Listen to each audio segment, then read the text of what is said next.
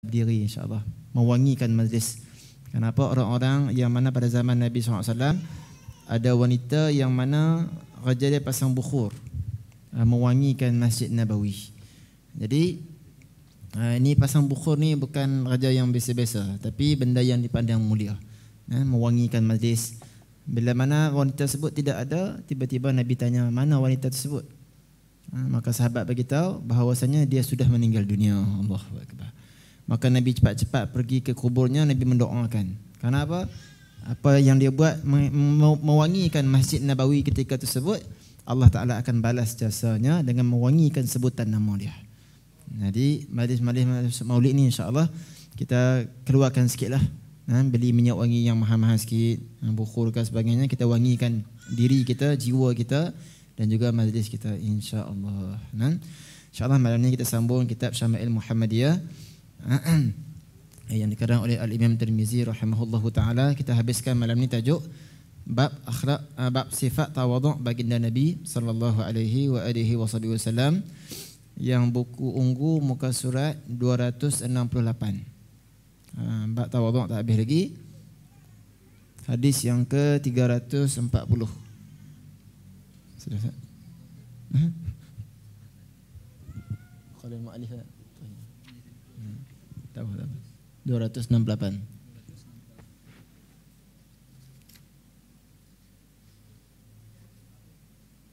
Hadis yang ke-340.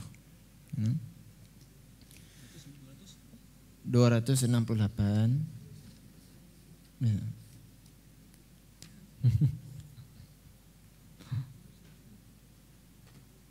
Allahumma salli wa sallim wa barik alaihi wa ala alihi.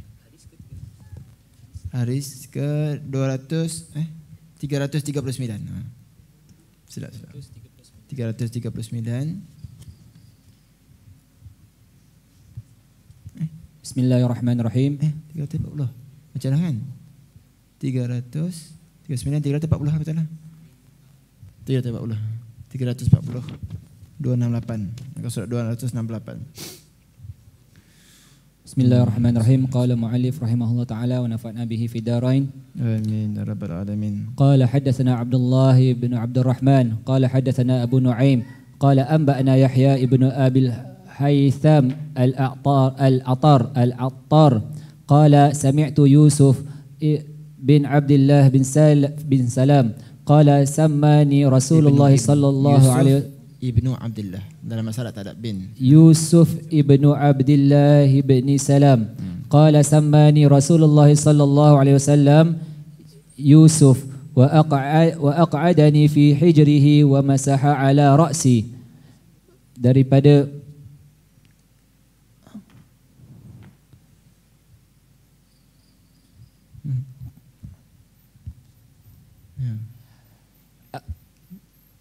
Hadatsana Abdullah bin Abdurrahman Hasanah Abdul Nuaim anba'ana Yahya bin Al-Haytham Al-A'tar berkata, aku mendengar Yusuf bin Abdullah bin Salam radhiyallahu anhu berkata, baginda Rasulullah sallallahu alaihi wasallam menamakanku Yusuf. Kemudian baginda sallallahu alaihi wasallam menundukkanku di pangkuan baginda sallallahu alaihi wasallam dan mengusap kepalaku. Hadis ni bismillahirrahmanirrahim. Masih lagi kita cerita tentang sifat tawaduk, merendahkan diri. Nabi SAW merendahkan diri baginda Nabi SAW. Hadis ini riwayat daripada Yusuf bin Abdullah bin Salam. Abdullah bin Salam ni ayah dia ni merupakan pendeta Yahudi, kan? Daripada di kalangan Bani Israel, orang alim Yahudi yang alim lah. Macam kita, kalau bahasa kita ni ulama, kan? Kalau Yahudi dipanggil apa? Rahib, pendeta yang alim. Jadi beliau ni masya-Allah, bila mana baca dalam kitab-kitab tersebut, dahulu kitab-kitab terdahulu menceritakan tentang sifat Nabi SAW, semua dia kenal lah. Lepas tu Allah sebut dalam Quran apa? Orang Yahudi ni lebih kenal Nabi lagi berbanding anak-anak mereka.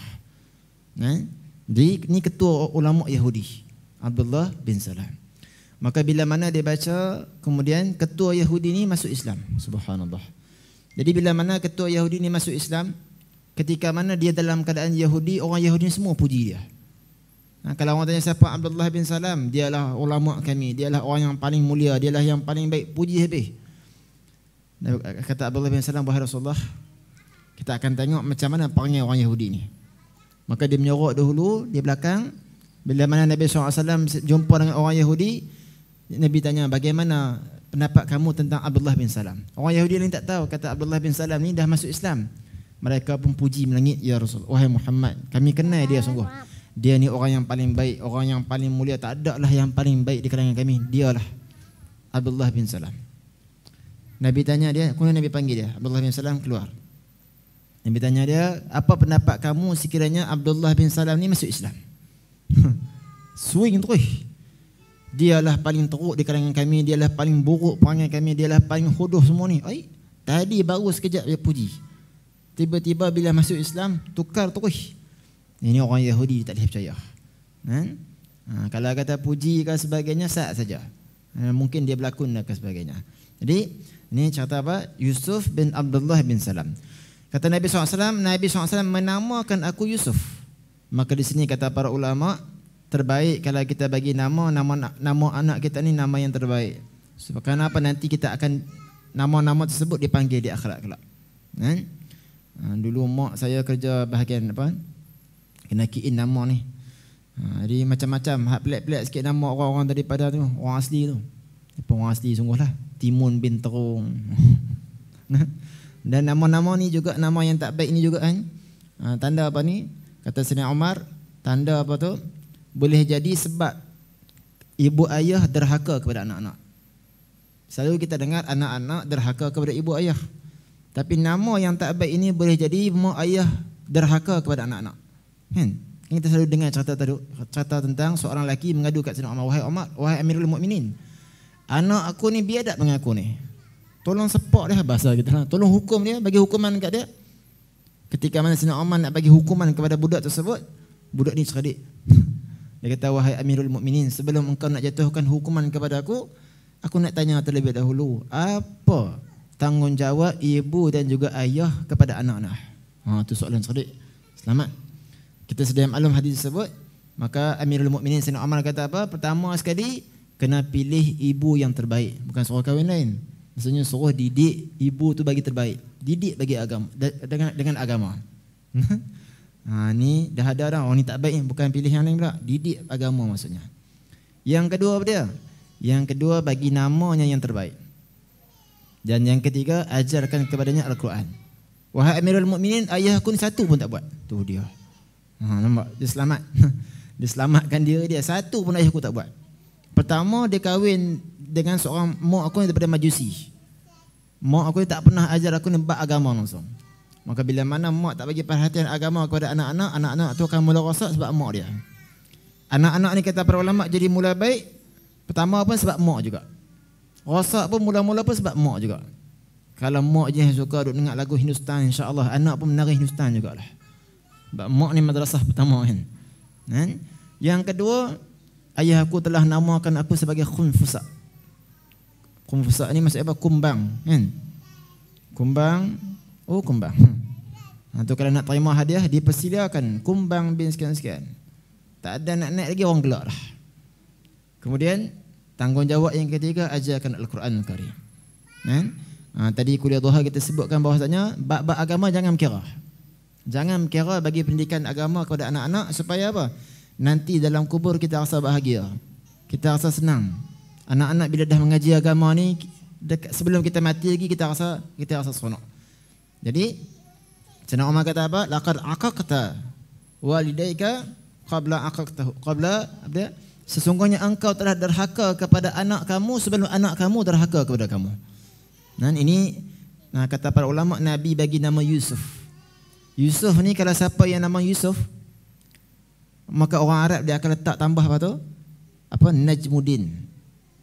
Nak gelaran dekat depan Najmuddin Yusuf, bintang agama Yusuf. Kalau kata orang tu nama Ali, siapa nama Ali tak? Ali ni nama siapa nabuh nama Ali je. Tu anak Habib Alwi yang keempat, nama Ali. Tu anak yang keempat nama lelaki Ali. Jadi gelaran bagi kalau orang nama Ali ni dia akan letak depan Nuruddin Ali. Begitu. Kalau macam ayah saya namanya Syihabuddin, maka sesuai daripada depan Ahmad Syihabuddin. Dia akan jadi automatik menjadi orang Arab. Kalau nama siapa nama Syamsuddin, dia panggil Muhammad Syamsuddin. Dia automatik Arab panggil macam tu. Kalau Yusuf, letak kat depan Najmuddin Yusuf. Orang Arab jarang ada nama yang dua ni. Kita sampai 10 nama. Sebab tu jangan letak nama yang panjang-panjang. Konon-kononnya nak dapat apa? Buat Afrika nama paling panjang.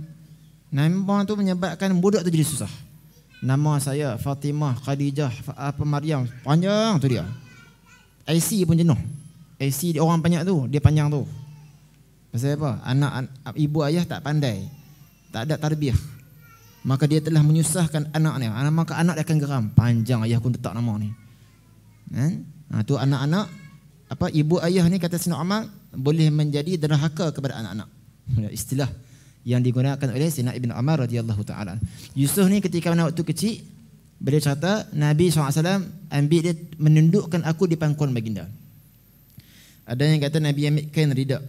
Ada yang kata Nabi ni ambil Yusuf anak kecil-kecil tu tak bawah kain lah. Jadi menundukkan betul maksudnya begitu. Ini tawaduknya Nabi kita sallallahu alaihi wasallam. Kemudian dan juga Nabi mengusap-usap kepala budak. Budak ni sunat kita usap dia. Terutamanya pada hari Ashura lah. Kalau sekiranya hari Ashura kita jumpa anak sendiri ke sebagainya, kita usap daripada depan ke belakang. Kalau daripada anak yatim dari belakang ke depan. Itu cara usap. Jadi nak beritahu kata apa, budak-budak ni sekalipun anak yatim ke ataupun anak sendiri ke, sunat kita usap kepala. Baru ni pun pergi ziarah Bak tuan, Bak Abdullah Sa'farina, kami pergi ziarah. Beliau ni anak angkat Syekh Muhammad Alawi Abuya. Dia kata kita ni akhir zaman ni dah akhir zaman dah. Dia kata apa? Jangan lupa doa kat anak-anak. Jangan lupa doa kat anak-anak. Sebelum tidur tu pegang ubun dia. Baca surah terakhir surah Al-Imran tu. Ya ayyuhallazina amanu sabiru wasabiru warabitu wattaqullaha la'allakum tuflihun. Kemudian hembuskan. Begitu juga kalau anak-anak yang buas, baca yang tu insya-Allah. Baca untuk anak-anak. Dia tak sebut pasal akhir zaman, tapi kita faham di sebalik tu. Kalau tak mau baca ini, ambil air baca. Ya ayyuhallazina amanu sabiru wasabiru warabitu wattaqullaha la'allakum tuflihun. Hembus. Bagi anak-anak minum setiap hari insya-Allah. Ini juga saya terima daripada Habib Muhammad Al-Jufri. Macam mana kita nak didik anak-anak ni supaya mereka ni nafsu mereka pun terkawal. Kita pernah kongsikan dulu. Pagi-pagi juga amalan dia pagi-pagi. Tuan-tuan dan perempuan ambil air ni, kemudian baca Fatihah. Lepas sampai kepada ayat ihdinas siratal mustaqim, ulang bagi banyak. Sekurang-kurangnya 7 kali. Ihdinas siratal mustaqim, ihdinas siratal mustaqim. Sama ada ulang 7 kali ke, 14 kali ke, 21 kali ke, 40 kali ke, insya-Allah. Kemudian tiup. Anak-anak ni dia akan berubah akhlak dia insya-Allah. Kemudian terkawal nafsu dia, takkan jadi liar insya-Allah. Pasal apa? Zaman sekarang ni pakat semua ada handset. Jadi bila tengok benda-benda yang tak sepatutnya, nafsu akan jadi liar. Bila nafsu liar, sembahyang dia akan jadi liar, lambat. Dia akan bermain-main dengan adab. Lebih kurang buat dengan adab, dengan fardu dia akan buat lebih kurang. Kerana apa? Hasil daripada mata yang tidak elok melihat benda-benda yang tak elok. Dia tukar habis. Mindset tu tukar sikit. Sebab tu penting rawatan-rawatan macam ni. Jadi Nabi SAW kalau jumpa budak-budak yang kecil, Nabi akan usap kepala. InsyaAllah usap kepala. Baik. Seterusnya hadis yang kedua. Qala haddatsana Ishaq ibnu Mansur qala haddatsana Abu Daud At-Tayalisi qala haddatsana Ar-Rabi' wa huwa ibnu Sabih qala haddatsana Yazid Ar-Raqashi an Anas ibn Malik radhiyallahu anhu anna Rasulullah sallallahu alaihi wasallam hajja ala rahlin rathin wa qatifah kunna nara thamanaha 4 darahim فلما استوت به راحلته قال لبيك بحجة لا سمعة فيها ولا رئاء. Daripada Anas bin Malik radhiyallahu anhu, baginda Rasulullah sallallahu alaihi wasallam melaksanakan haji dengan duduk di atas pelana yang usang serta berihram dengan selimut murah. Kami lihat harganya yakni sekitar 4 dirham. Apabila baginda sallallahu alaihi wasallam telah duduk betul di atas tunggangannya, baginda sallallahu alaihi wasallam bersabda, "Aku penuhi seruanmu ya Allah untuk melaksanakan haji yang tiada sum'ah dan riak di dalamnya. Di sini cerita tentang Sayyidina Anas bin Malik cerita ketika mana Nabi SAW melaksanakan haji. Nabi buat haji berapa kali? Sekali saja. Itu pun diiktibar selepas mana hijrah. Sebelum hijrah ada juga riwayat mengatakan sekali tapi jumhur tak masuk. Dan haji yang Nabi buat sekali ni adalah haji apa? Haji wada'. Haji yang terakhir. Haji yang terakhir sahabat berjumlah 124,000. Yang mana Nabi tengok dapat terus automatik dapat jadi sahabat. Dia tak, walaupun dia tak tengok Nabi tapi Nabi tengok dia, maka automatik dapat sahabat. Jadi di sini Allahumma salli ala sayyidina Muhammad. Semalam bila mana kerajaan umum ni, kawan-kawan hak selalu pergi umrah ni, pertama sekali mereka ya Allah, sampaikan kami untuk pergi haji ataupun umrah dan juga ziarah Nabi SAW. Itu zahirkan kegembiraan kalau boleh nak pergi ziarah Nabi cepat-cepat. Lama dah terkurung. Bagi mereka sebut terkurung jiwa ni kalau tak dapat ziarah Nabi. Bagi rukun orang yang kalau hukum fiqh umrah sekali, haji sekali seumur hidup. Tapi rukun bagi orang cinta Nabi ni kalau rasa rindu wajib pergi. Sampai soalan tanya, boleh tak kalau kami pergi ziarah Nabi saja? Bagi lepas rindu boleh balik tak buat umrah. Apa hukum dia?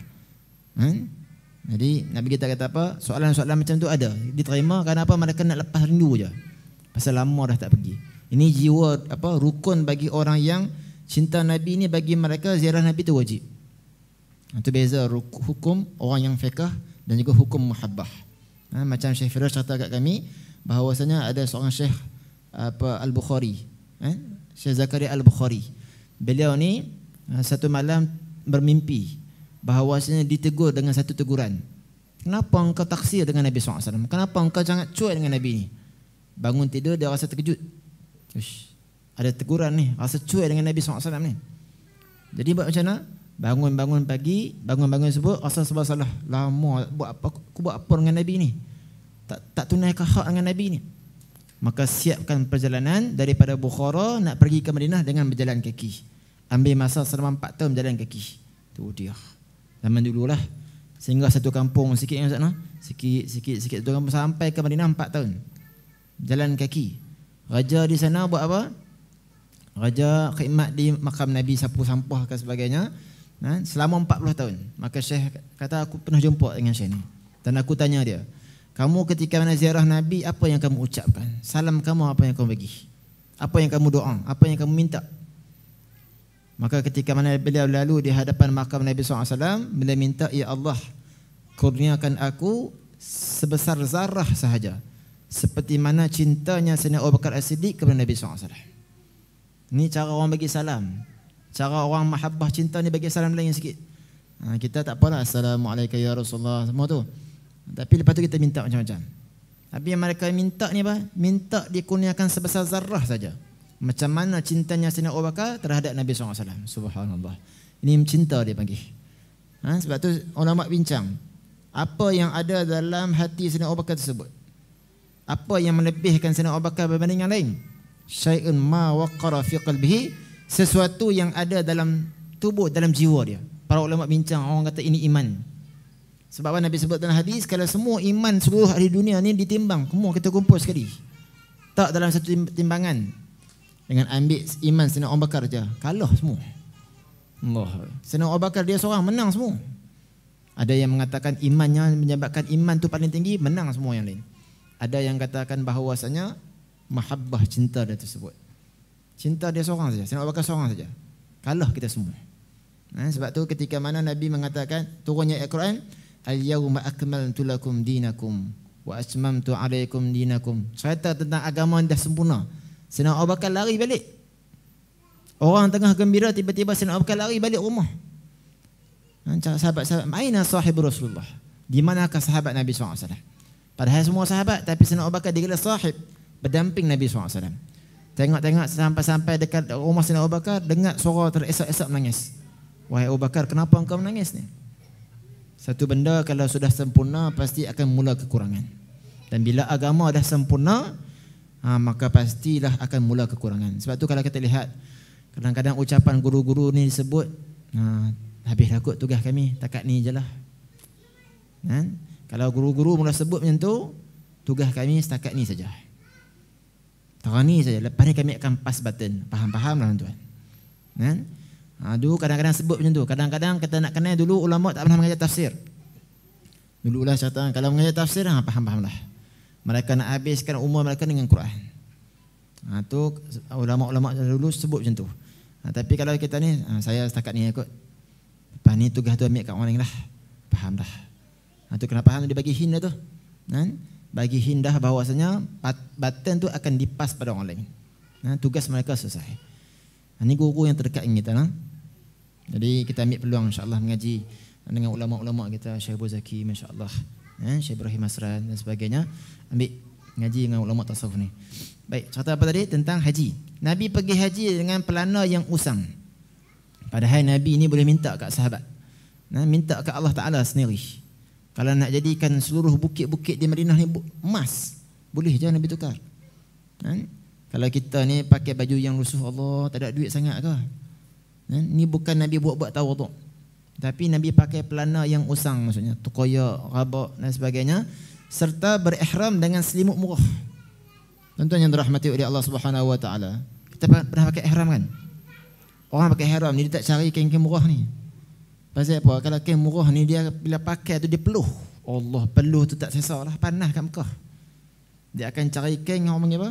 Sebab peluh tak tahu. Kain sedap lah kira. Pegang tu lembut ni. Pasal nak buat ihram tu bagi selesa. Kalau pakai kain murah ni, beli je lah boleh murah. Tapi ibadah tu kan tak selesa. Tapi Nabi SAW, Nabi ni sifat Nabi ni qana'ah. Apa yang ada kain ihram yang tu yang Nabi pakai. Itu beza kita dengan Nabi SAW. Kita mewah, baju mewah, kain lembut, sedap pakai, tapi ibadah kurang. Nabi SAW Masya Allah, selimut biasa je, murah je, tapi ibadah dengan Allah Ta'ala ni all out. Itu beza. Beza kita rumah kita pula, rumah kita aircon, bantai, rumah Nabi turun bawah tengok. Ada replika tu kan. Jadi kalau kita pegang diri, pegang sampai. Tapi rumah kita ni Allah besar, boleh main badminton lah rumah. Tapi tahajud semakin hari semakin tinggi. Quran pun semakin hari semakin kurang baca. Tapi rumah Nabi Allah sempit, tapi ibadah Nabi luar biasa. Ini beza kedudukan kita ni. Kami lihat harganya sekitar 4 dirham saja, murah sangatlah. Tanda tawaduk Nabi SAW. Apabila baginda Nabi SAW duduk betul di atas tunggangan baginda, Nabi pun kata labbaik. Labbaik ni, sebab tu kita umrah haji kita kata labbaik Allahumma labbaik. Labbaik la syarika laka labbaik. Labbaik ni ucapan yang tinggi sekali. Muhammad labbaik. Dulu panggil na'am.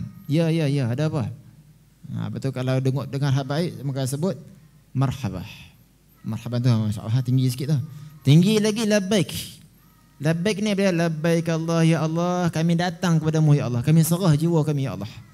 Tak ada yang lain. Labbaik ni habis all out lah dengan Tuhan.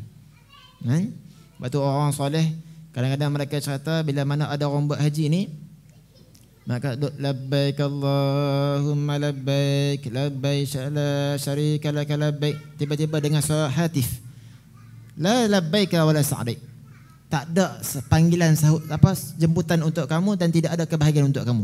Terkejut dia. Kenapa? Kata para ulama, pergi haji tak taubat. Batu rukun haji, nak pergi haji ke bukan rukun lah. Syarat-syarat bagi mereka nak pergi haji, nak ziarah Nabi, taubat dulu.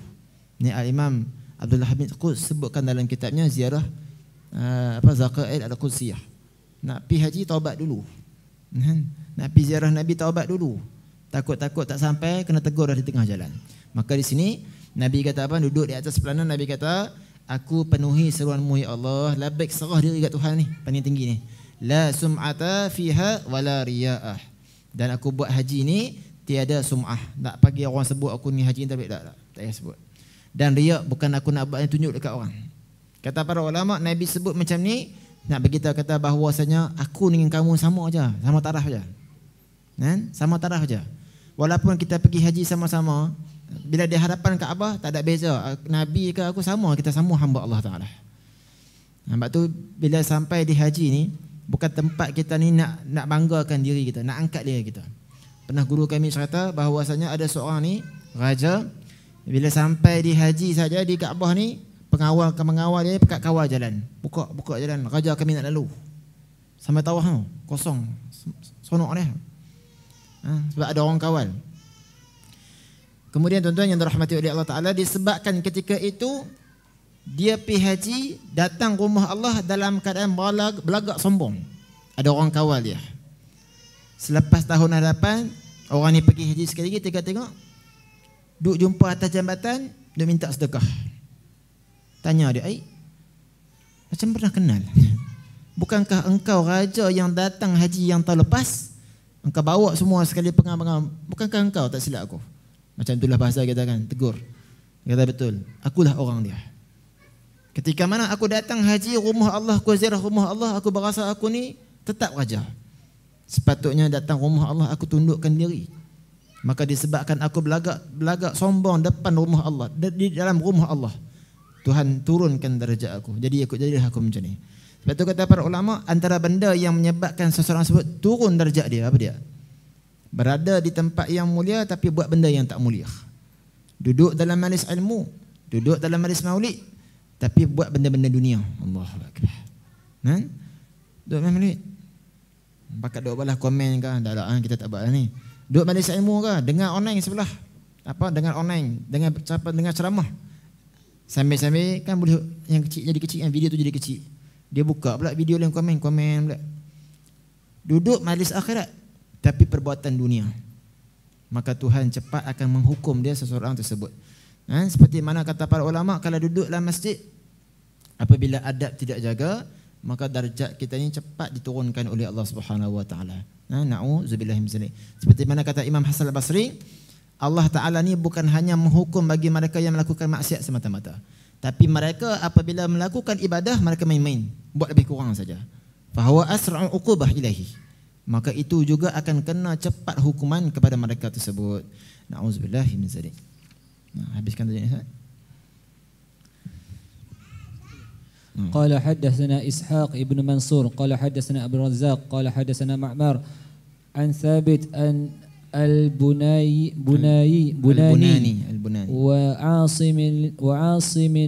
وعاصم الأحوال أن أنس بن مالك أن رجلا خياطا دعا رسول الله صلى الله عليه وسلم فقرب منه ثريدا عليه دباء قال فكان رسول الله صلى الله عليه وسلم يأخذ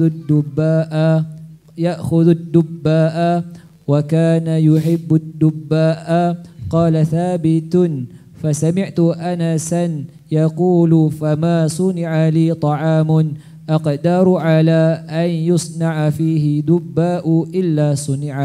Daripada Anas bin Malik radhiyallahu anhu, seorang tukang jahit mengundang baginda Rasulullah sallallahu alaihi wasallam, yakni tukang jahit itu menghulurkan roti berkuah yang terdapat labu di dalamnya. Baginda yakni Sayyidina Anas radhiyallahu anhu, baginda sallallahu alaihi wasallam mengambil labu dan sangat menyukai labu. Baginda berkata Thabit al-Bunani, kemudian aku mendengar Sayyidina Anas radhiyallahu anhu berkata, tiada satu makanan yang dibuatkan untukku, aku berusaha untuk dibuatkan, yakni campuran makanan itu di dalamnya labu, melainkan aku akan dibuatkan. Hadis ni cerita tentang Sayyidina Anas ni tuan-tuan, cerita pasal Sayyidina Anas ambil labu dan suka labu. Dan beliau pada asalnya tak suka labu, tapi bila tengok Nabi duk cari-cari labu ni, maka Sayyidina Anas rasa suka. Maka sahabat ni bila Nabi suka, terus mereka akan suka juga, walaupun pada asalnya tak suka. Sebab Nabi suka, jadi suka terus. Maka labu yang dibincangkan di sini labu apa? Labu air ke labu kuning tu? Jadi Al-Imam Abdul Hayy Al-Laknawi mengatakan bahawasanya yang dimaksudkan di sini labu kuning tersebut tidak ada pada zaman Nabi. Yang ada labu air tersebut. Tapi kalau orang makan labu air, boleh jadi orang kata sakit urat, betul tak? Wallahu a'lam lah. Ada orang makan orang semua sakit urat. Makan tak apa. Ala kulli hal, para ulama khilaf dalam benda ni. Ada yang mengatakan labu air, ada yang mengatakan labu kuning. Kita panggil buat Sarawak sana. Jadi kita ada hadis mustasal. Apa maniskan labu tu, labu kuning tu kita masak, kemudian Syekh akan suap. Jadi sahabat ni ada satu riwayat hadis yang mana Nabi suap kepada sahabat. Sahabat suap ke tabi'in. Suap sampai sekarang. Dia panggil apa? Hadis musasal makan labu. Bila kita nak buat tu, makan labu insya-Allah. Suap. Dulu kita ambil hadis musasal tersebut. Suap makan labu. Jadi benda ni kena hidupkan balik. Labu insya-Allah. Jadi kalau dimasakkan labu kuning kepada kita sekalipun, maka niatkan, ya Allah, mudah-mudahan aku makan labu kuning ni, nama saja labu, mudah-mudahan aku nak ikut cara Nabi SAW, dan mudah-mudahan perbuatan aku ni menggembirakan Nabi SAW. Kata Sayyidina Thabit Al-Bunani. Thabit Al-Bunani siapa? Menantu Sayyidina Anas. Menantu Sayyidina Anas radhiyallahu taala anhu. Kata beliau, kalaulah Sayyidina Anas ni kalau nak buat makanan, pasti dia akan usaha juga cari labu. Usaha juga untuk dibuatkan labu untuknya. Sebab apa? Sebab mula-mula tak suka, tiba-tiba Nabi dah cari labu, tengok laut mana labu, Nabi ambil labu. Kata senang, aku dah tengok Nabi duk tatabbu'ud dubba, duk cari labu tadi tu. Maka menyebabkan aku tengok Nabi, aku rasa suka dekat labu tersebut. Ni cinta, tuan-tuan. Sayyidina Abu Bakar As-Siddiq radhiyallahu taala anhu ketika mana hijrah, tengok ni Nabi dahaga sungguh. Maka ambillah sebekas air tersebut bagi dekat Nabi. Ya Rasulullah, isyrab ya Rasulullah, minum ya Rasulullah. Maka Nabi SAW pun ambil air minum. Kata Sayyidina Abu Bakar, aku tengok Nabi SAW, syariban Nabi SAW hatta tawi itu. Aku tengok Nabi minum, aku hilang dahaga. Padahal aku sama-sama hijrah dengan Nabi. Tapi Nabi minum, aku hilang dahaga. Pasal apa? Cinta. Tak apa, Nabi minum selesai. Aku tak minum tak parah. Ini mahalnya cinta Sayyidina Abu Bakar As-Siddiq radhiyallahu taala anhu. Macam tu juga Sayyidina Anas. Tengok Nabi untuk cari-cari, asal sayang tu, asal suka terus dekat labu. Sebab tu kita ni jauh lagi dalam bab cinta ini. Hadis yang terakhir insya-Allah. قال حدثنا محمد ابن إسماعيل قال حدثنا عبد الله بن صالح قال حدثنا معاوية بن صالح عن يحيى بن سعيد أن عمره قالت قيل لعائشة رضي الله عنها ماذا كان يعمل رسول الله صلى الله عليه وسلم في بيته؟ قالت كان بشرا من البشر يفلي ثوبه ويحلب شاته ويخدم نفسه. Daripada Amrah berkata, daripada Yahya bin Sa'id daripada Amrah berkata, Sayyidatina Aisyah radhiyallahu anha ditanya, apakah yang dilakukan oleh Rasulullah sallallahu alaihi wasallam di rumahnya? Sayyidatina Aisyah radhiyallahu anha menjawab, baginda sallallahu alaihi wasallam merupakan seorang manusia yang daripada sekalian manusia. Baginda sallallahu alaihi wasallam membersihkan bajunya sendiri, memerah susu kambingnya sendiri, serta khidmat dirinya sendiri, yakni kendiri. Hadis ni yang terakhir cerita tentang tawaduk Nabi SAW diriwayatkan oleh Sayyidatina Aisyah. Sayyidatina Aisyah ni isteri Nabi. Maka dalam bab rumah tangga ni, dalam bab-bab kerja rumah ni, siapa nak riwayat? Isteri Nabi lah. Maka riwayat pasal dalam rumah tangga ni, keadaan dalam rumah diriwayatkan oleh isteri Nabi SAW.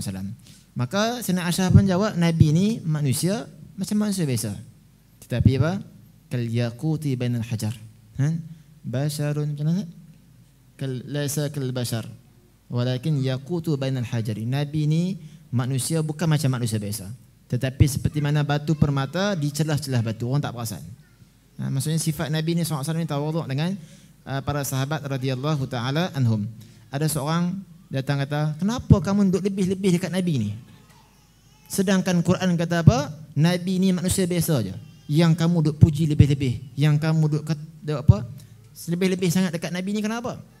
Sedangkan Quran sebut, qul innama ana basharun. Quran dah sebut dah, kemah bagi Quran. Katakanlah wahai Muhammad, aku ialah bashar. Syekh kata baca bagi habis ayat Quran tu. Qul innama ana basharun. Sambung dia kata. Yuha ilaih. Tu yuha ilaih. Itulah yang membezakan kamu dengan Nabi. Nabi diberikan wahyu. Maka guru kami selalu mengatakan yang demikian. Kalau orang tuduh apa kamu ni, sikit maulid, sikit maulid, sikit qasidah, sikit puji Nabi. Ni ghulu dia panggil. Ghulu ni apa dia? Lebih-lebih. Sikit-sikit Nabi, sikit-sikit Nabi. Kita jawab balik, kami bukan lebih-lebih. Kami ialah ulu, meninggikan Nabi. Ghain, depa kata kat kita ghulu, kita jawab ulu. Beza kami dengan kamu ialah satu titik saja. Beza orang yang sayang dengan cinta Nabi, beza kat mana? Satu titik saja. Titik ghain dengan ain saja. Titik tersebut membezakan darjat. Sebab ada titik cinta Nabi itulah membezakan darjat dengan orang yang lain. Ini mahalnya cinta. Jadi Sayyidah Aisyah kata apa? Nabi duduk di rumah, Nabi basuh baju sendiri. Kita senang. Taklah mesin. Tu pun tak juga. Isteri nak kena kutip. Tu teruk sangatlah. Kena kutip, nak kena kalih pula baju. Lagi kena marah. Memerah susu kambingnya sendiri. Serta khidmat dirinya sendiri. Maksudnya sifat Nabi SAW ni, kalau boleh tidak menyusahkan isteri, Nabi tidak akan menyusahkan isterinya. Jadi hadis ni, kalau orang perempuan akan riwayat hadis paling seronok lah. Pasal apa? Ni, tengok Nabi ni. Nabi kita kata apa? Sifat Nabi SAW ni bukan menyusahkan umat. Tapi sifat Nabi ni membahagiakan umat, termasuk isteri. Kenapa? Itu jiran kita yang paling terdekat. Jadi insya-Allah suami-suami dekat rumah ni kena buat sesuatu yang menggembirakan isteri, insya-Allah. Begitu jugalah isteri, buat sesuatu, kita semua ni perbuatan percakapan kita ini menggembirakan baginda Nabi sallallahu alaihi wasallam. Dan ini merupakan apa dia? Kenapa Nabi bersihkan diri ni? Ada yang kata bersihkan diri ni maksudnya Nabi sikat rambut. Ada yang kata Nabi lepaskan baju gitu. Jadi ada yang tuduh mengatakan bahawasanya kalau macam tu Nabi sikat maksudnya di rambut Nabi ada kutu. Maka dalam kitab Asy-Syifa bi Ta'rif Huquqil Mustafa bahawasanya dalam tubuh Nabi ini tidak ada langsung hasyarat benda-benda kutu-kutu yang tidak ada. Kenapa? Di anhu nur. Nabi SAW ni cahaya, maka kutu tak akan hinggap pada cahaya. Benda-benda tu pijat, apa lagi? Kutu tak akan hinggap kat cahaya. Dia akan hinggap kepada orang yang tidak pembersih. Kalau kita ni apa lagi? Selain benda kutu, pijat, kelumumur, ada semua kat badan kita ni. Tapi Nabi SAW hatta benda-benda macam tu pun tidak ada. Sallallahu alaihi wasallam. Dan Allah kata para ulama, kalau Nabi tak tak mandi ke tak bersihkan diri, badan Nabi tetap juga wangi.